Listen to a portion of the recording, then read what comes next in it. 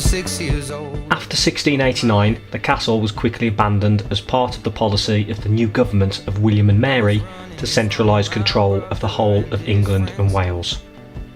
Shortly after 1714, the roofs were stripped of their lead and the wooden floors began to collapse.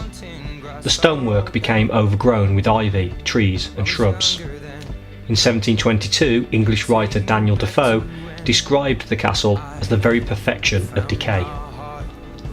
Henry Herbert, the Earl of Paris, became interested in acquiring the castle, and in 1771 approached the Crown about leasing it. According to Paris's surveyor's report, the castle was extremely ruinous, the walls mostly rubble, and the battlements greatly decayed. His wife, Henrietta, constructed gravel-laid public walks around the castle, dug into the surrounding cliffs, and planted trees around the grounds to improve the castle's appearance. Ludlow was becoming increasingly fashionable and visited by tourists from further afield. This was only further heightened as the castle became a topic for painters such as J.M.W. Turner and William Marlowe. Lord Edward Clive, Earl of Paris, was offered the chance to buy the ruined castle outright for £1,560, a price he accepted in 1811.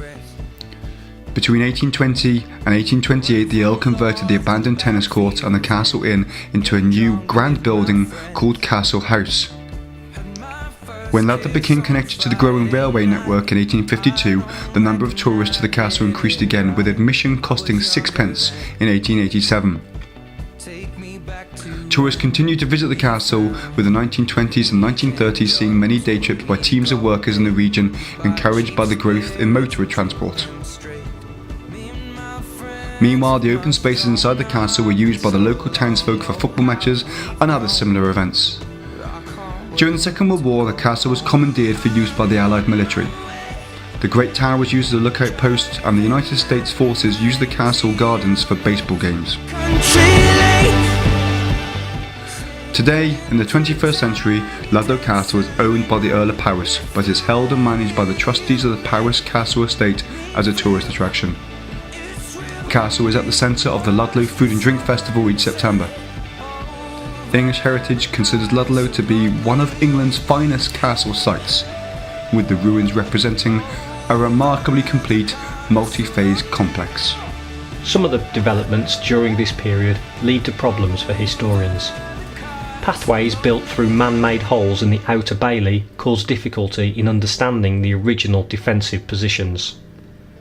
Furthermore, the gravel-laid paths and the carefully planted trees on the outside of the curtain wall obstruct the view and may mislead modern historians. As well as this, some of the ruined walls have subsequently been rebuilt. Archaeological evidence helps to overcome some of these difficulties. Excavations have been combined with imagined, drawn and modelled recreations to create a sense of the original site, even if exact dates cannot be verified. On my way, I still remember these old country lanes when we did not know the answer.